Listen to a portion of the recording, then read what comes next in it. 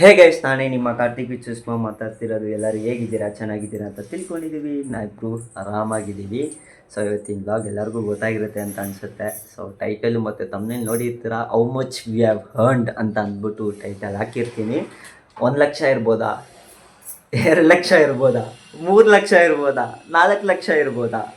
Actually ಈ ಬಿಸ್ನೆಸ್ಸಲ್ಲಿ ಅಷ್ಟು earn ಮಾಡ್ಬೋದು. ಬಟ್ ಸ್ಟಾರ್ಟಪ್ ಅಲ್ವಾ, ನಾವು ಬಂದ್ಬಿಟ್ಟು ಕಮ್ಮಿಯಿಂದ ಮಾಡ್ತಾಯಿದ್ದೀವಿ. ಯಾಕಂದರೆ ಆರ್ಡ್ರಸ್ ಸಿಗಲಿ, ನಮ್ಮ ವರ್ಕ್ ಹೆಂಗೈತೆ ಅಂತ ಅಂದ್ಬಿಟ್ಟು ಜನ ನೋಡಿ ಅದನ್ನು ನೋಡಿ ಆರ್ಡ್ರಸ್ ಕೊಡೋರು ಇದ್ದಾರೆ. ಸೊ ಅದು ಬಂದ್ಬಿಟ್ಟು ಕಮ್ಮಿ ಮಾಡ್ತಾಯಿದ್ದೀವಿ. ಮೇ ಬಿ 1 ಲಕ್ಷನ ಆಗಿರಲ್ಲ ಅಂತ ಅನಿಸುತ್ತೆ. ಸ್ವಲ್ಪ ಬೇರೆ ಕಮ್ಮಿ ಮಾಡ್ತಿರೋದಲ್ಲ, ಬಿಕಾಸ್ ಅವರಿಗೆ ಬಂದು ರೀಸನಬಲ್ ಪ್ರೈಸಲ್ಲೇ ಕೊಡಬೇಕು. ನಾವು ಮೇಕಪ್ ಬಂದು ಒಂಥರ ಲುಕ್ ಆಗಿರಬೇಕು. ನ್ಯಾಚುರಲ್ ಲುಕ್ ಬಂದು ತುಂಬ ಇಂಪಾರ್ಟೆಂಟ್. ಓಕೆನಾ? ಇವಾಗೆಲ್ಲ ಮೇಕಪ್ ಮಾಡ್ತಾರೆ, ಬಟ್ ಎಲ್ಲಾರ್ಗೂ ನಾನು ಬ್ಲೇಮ್ ಮಾಡ್ತಾ ಇಲ್ಲ. ಕೆಲವೊಬ್ರಿಗೆ ನಾನು ಹೇಳ್ತಾ ಇರೋದು ಬೇಕಾದ್ರೆ ನಾನೇ ಎಷ್ಟೋ ವಿಡಿಯೋಸ್ನ ನೋಡಿದ್ದೀನಿ.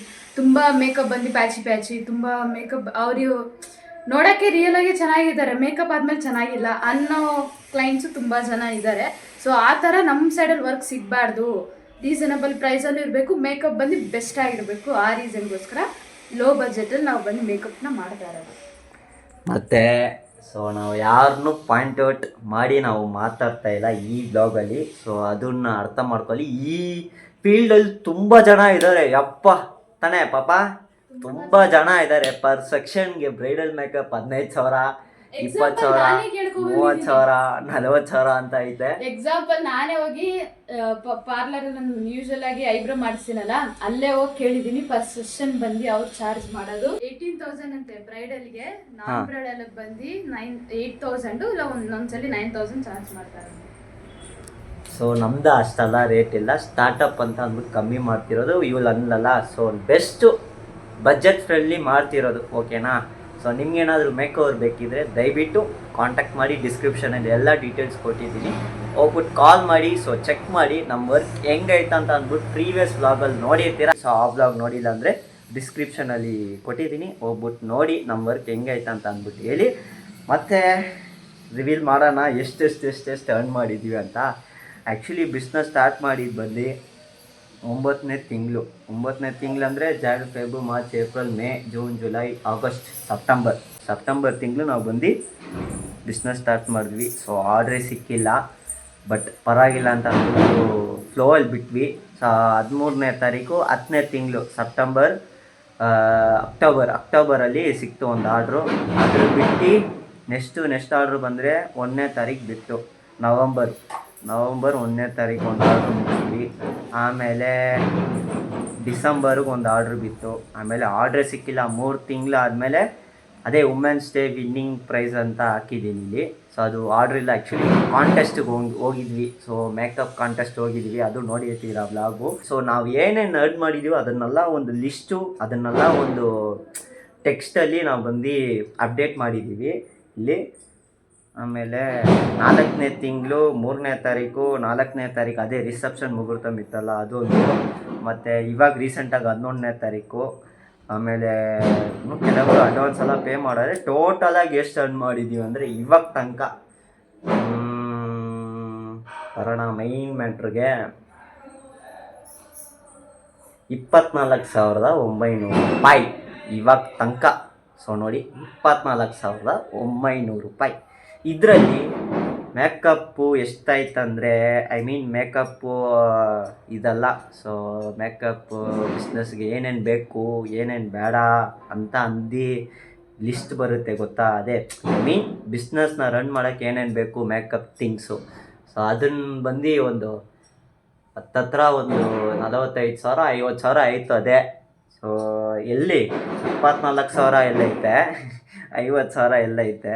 ಸೊ ಇನ್ನೂ ಬ್ಯಾಲೆನ್ಸ್ ಕೊಡೋಂಗಿದೆ. ಸೊ ಆಲ್ಮೋಸ್ಟ್ ಕೊಟ್ಟಿದ್ದೀನಿ ಫಸ್ಟೇ. ಇವಾಗ ಒಂದು 20,000 ಚೇಂಜ್ ಏನೋ ಕೊಡಬೇಕು ಮಮ್ಮಿಗೆ, ಕೊಟ್ಬಿಟ್ರೆ ಮುಗೀತು. ಸೊ ನೋಡಿ, ಹಿಂಗೈತೆ, ಕತೆ ಹಿಂಗೆ ನಡೀತಿದೆ. ಸೊ ನಾವು ಯಾರನ್ನೂ ಬಕ್ರ ಮಾಡೋಕ್ಕೆ ಇದು ಮಾಡ್ತಾಯಿಲ್ಲ. ನನ್ನ ಹತ್ರ ಡ್ಯೂಕ್ 200 ಐತೆ. ಇವೆಲ್ಲ ಫುಲ್ ಸೆಟ್ಲು ಹಂಗೆ ಹಿಂಗೆ ಅಂತ ಏನೋ ತಿಳ್ಕೊಬೇಡಿ, ಕಷ್ಟಪಡ್ತಾಯಿದ್ದೀವಿ. ನೀವೇ ನೋಡ್ತಿದ್ದೀರಾ. ಸ್ಟಾರ್ಟಿಂಗಿಂದ ಇವಾಗ ತನಕ ಬ್ಲಾಗ್ ನೋಡಿದರೆ ಗೊತ್ತಾಗಿರುತ್ತೆ, ಸುಮ್ಮನೆ ಬಂದು ನೋಡೋರಿಗೆ ಗೊತ್ತಾಗಲ್ಲ. ಮೇ ಬಿ ಅರ್ಥ ಆಗಿರುತ್ತೆ. ಕೆಲವರೆಲ್ಲ ಕೇಳ್ತಿದ್ದಾರೆ ಅಕಾಡೆಮಿಕ್ ಸ್ಟಾರ್ಟ್ ಮಾಡ್ಬೋದಾ ಅಂತ. ಸೊ ಸುಷ್ಮಾ ಏನಂತೀಯ ಇದಕ್ಕೆ? ನಾವಿನ್ನೂ ಅಷ್ಟೊಂದು ದೊಡ್ಡದಾಗಿಲ್ಲ. ಹಾಂ ಇನ್ನೂ ಅಷ್ಟೊಂದು ದೊಡ್ಡದಾಗಿಲ್ಲ ಅಕಾಡೆಮಿ ಸ್ಟಾರ್ಟ್ ಮಾಡೋಕ್ಕೆಲ್ಲ. ಸೊ ಅದು ಸ್ಟಾರ್ಟ್ ಮಾಡೋಕ್ಕೆ ಏನೂ ಇಲ್ಲ. ಸೊ ದುಡ್ಡು ಇರಬೇಕು ಮೈನು. ನಮ್ಮ ಕಡೆಯಿಂದ ಒಂದು ಪ್ರೊವೈಡ್ ಮಾಡಬೇಕು, ಸರ್ಟಿಫಿಕೇಟ್ ಪ್ರೊವೈಡ್ ಮಾಡಬೇಕು. ಐ ಮೀನ್ ಆ ಕೋರ್ಸ್ನ ಕಂಪ್ಲೀಟ್ ಮಾಡ್ತಾರೆ ಗೊತ್ತಾ. ಇವಾಗ ಯಾವುದೇ ಸ್ಟೂಡೆಂಟ್ ಬಂದು ನಮ್ಮ ಹತ್ರ ಬಂದುಬಿಟ್ಟು ಕೋರ್ಸ್ನ ಕಂಪ್ಲೀಟ್ ಮಾಡಿದ್ರೆ ನಮ್ಮ ಕಡೆಯಿಂದ ಸರ್ಟಿಫಿಕೇಟ್ ಕೊಡಬೇಕು. ಅದೇ ಮೇಯ್ನು. ಕೆಲವೊಬ್ರಲ್ಲ ಅಂತಾರೆ ಸರ್ಟಿಫಿಕೇಟ್ ಬೇಡ ನಮಗೆ, ಜಸ್ಟ್ ಹೇಳ್ಕೊಡಿ ಸಾಕು ಅಂತ.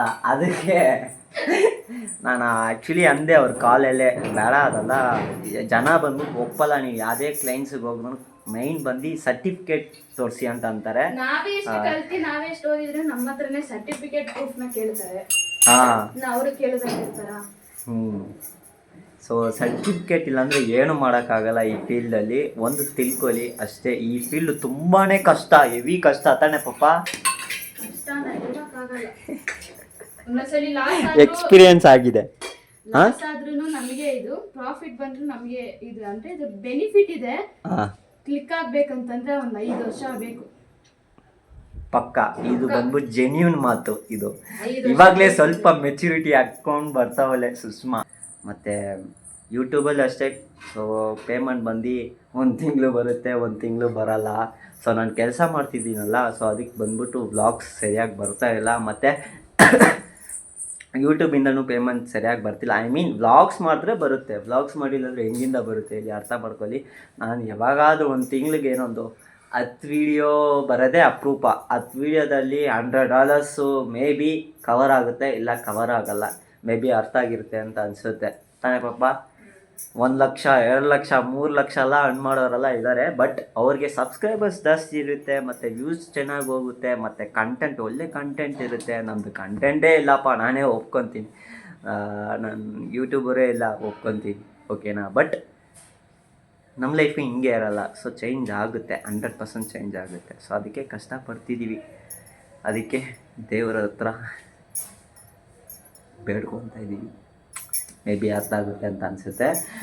ಬಿಡಿ, ಎಲ್ಲ ಒಳ್ಳೇದಾಗಲಿ ಅಂತ ಅಂದ್ಬಿಟ್ಟು ಮುಂದೆ ಹೋಗೋಣ ಅಷ್ಟೇ, ಓಕೆನಾ.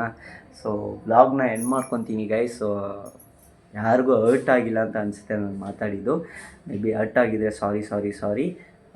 ಒಂದು ಸ್ಟೇಜ್ ಸಿಗುತ್ತೆ ನಮಗೂ. ಒಂದೇ ಇರಲ್ಲ, ಇಲ್ಲಿ ಎಲ್ಲರೂ ಕಾಲು ತುಳಿಯೋಕ್ಕೆ ಮಾತ್ರ ಇದ್ದಾರೆ. ಯಾರು ಬಂದು ಮುಂದೆ ಬಂದು ಸರಿ ನೀನು ಬಾರೋ, ನೀನು ಮೇಲ್ಗಡೆ ಬಾರೋ, ನಾನು ಸಪೋರ್ಟ್ ಮಾಡ್ತೀನಿ ಅಂತ ಒಬ್ಬರು ಇಲ್ಲ. ಒಬ್ಬರು ಇರ್ತಾರೆ, ನಿಮ್ಮ ಪ್ಯಾರೆಂಟ್ಸು, ಇಲ್ಲಾಂದರೆ ನಿಮ್ಮ ವೈಫು, ಇಬ್ಬರು ಇರ್ತಾರೆ. ಬಿಟ್ಟರೆ ಬೇರೆ ಯಾರೂ ಇಲ್ಲ. ನಿಮ್ಮ ಫ್ಯಾಮ್ಲಿ ಆಗಲಿ, ರಿಲೇಟಿವ್ ಆಗಲಿ ಯಾರೂ ಇಲ್ಲ. ಫ್ರೆಂಡ್ಸು ಅಷ್ಟೇ, ಯಾರೂ ಮುಂದೆ ಬರೋದು ಸಾಧ್ಯನೇ ಇಲ್ಲ ಅಷ್ಟೇ. ಇವಾಗ ನನ್ನ ಮುಂದೆ ಬಂದು ಚೆನ್ನಾಗಿ ಮಾತಾಡ್ತಾರೆ, ನಾನು ಹಿಂದೆ ಬಂದ್ಬಿಟ್ಟು ಏನಾದರೂ ಮಾತಾಡ್ತಾರೆ, ಅದು ಗೊತ್ತಿಲ್ಲ.